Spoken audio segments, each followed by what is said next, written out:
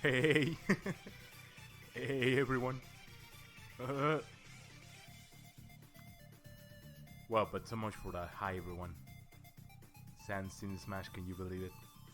And that's what people have to do to amuse themselves these days, huh? Well, but so much for that, right? So well, here's your boy again. Hi everyone, it's been a while. Life has been happening. Um, Things have been very fun so far. Um, we're almost, we're just about to close down 2019, and I think that for better or for worse, that this is gonna be a year that's gonna leave a lot behind in all of us. A lot of lessons learned, a lot of experiences lived, and I think that all of us are wiser because of it, which is something nice, right? And so yeah, I was kind of bored, so I figured that I wanted to talk again, and so I've been really reflective lately, sort of trying to ponder, like where things are going and where things have been going for most of the past year, and I've been remembering a bunch of stuff that happened earlier than 2019. So story time, I guess. Um, this one time I was in Japan, which, mind you, that's a fantastic way to start any freaking story, am I right? So, um, I went to Osaka. So, well, I had fun just, prancing around and doing the stuff that people do like in downtown Osaka. However, I was also interested in a bunch of the archaeological and like temple sites close to that. So one of the days that I was over there, I jumped on a train, right? Um, and that train took me to Inari Mountain, which is a really special site that's close to Osaka. And I'm probably butchering the pronunciation of that, mind you. But and so I have a really interesting story from where I was there, because for the uninitiated, Osaka, no, for the uninitiated, Inari is home to a really impressive temple that's really picturesque. It's really popular whenever somebody shares any kind of image about Japan. Is the Inari Temple, which basically is all over a mountain, and you're expected to climb up the mountain, like literally from the very bottom of the mountain. You have to climb up through a series of gateways, like really picturesque orange gateways, where supposedly, well, my understanding is that there's like benefactors that take care of each and one of the posts. But anyway, um, so this one time I traveled with a couple of friends. However, at a certain point in the trip, they stayed in the temple that's on the lower side of the Inari mountain, and I went up the hike by myself, which is around, I don't know, like 30, 40 minutes by foot. And so I went up the mountain, and I got so engrossed in it. And I remember that it was a really hot summer day. However, when I made the trek, it was almost sundown. So eventually the weather got like kind of like nicer, kind of like a little bit more humid, because the whole area is like foresty, right? It's like surrounded by vegetation and all that, all greenery whenever you see, wherever you look. And so as I was making my way up the mountain, at a certain point I realized that I had a camera on me, and the camera ran out of battery, and I had a phone on me, and my phone died too. And since my friends weren't there, I was not able to like ask them to lend me their phone or whatever, right? Because when I went up the mountain, there was something amazing. I saw something amazing at the top of the mountain, and so something that I find really interesting is that no matter how far along you are in the Inari Mountain, there's like little shops where people that have settled in Inari live, or well, at least it seems like they live there, and they sell beverages or like food to whoever is going around the place, right? I figure that they probably get a lot of business, and it's all nice and dandy, right?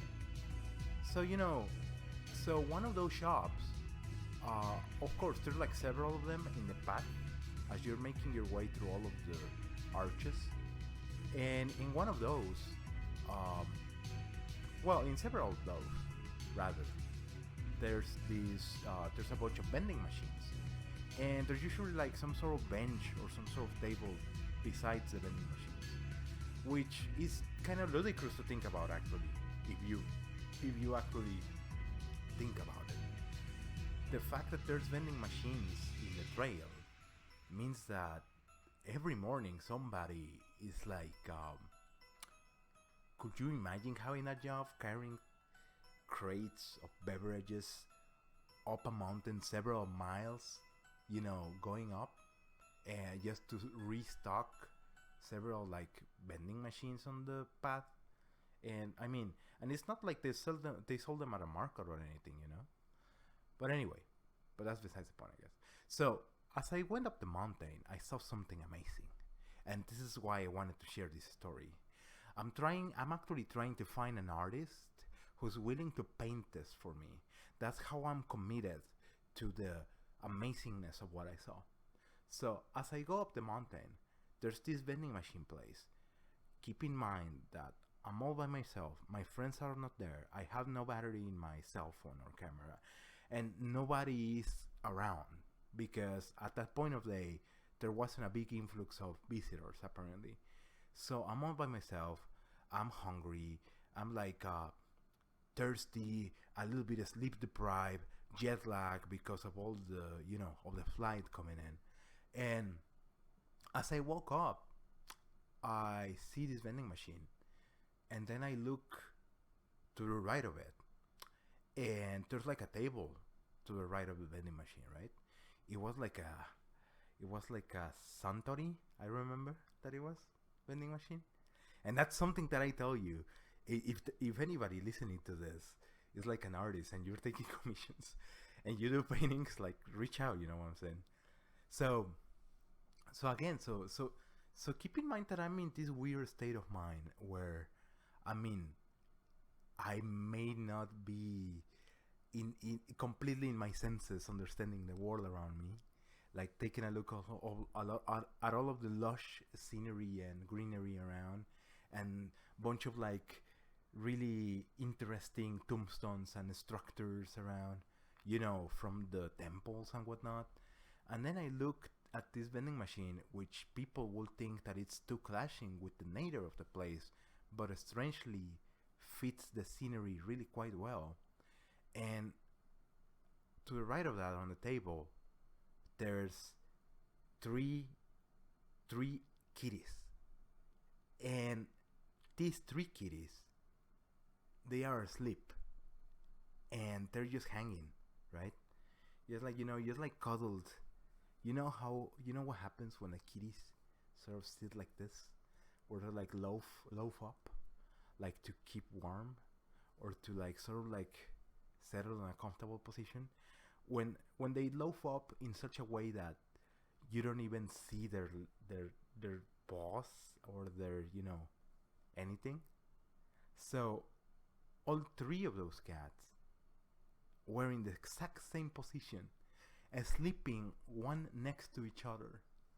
And so there they are, just like sleeping. I remember the word, like, sort of really quietly purring.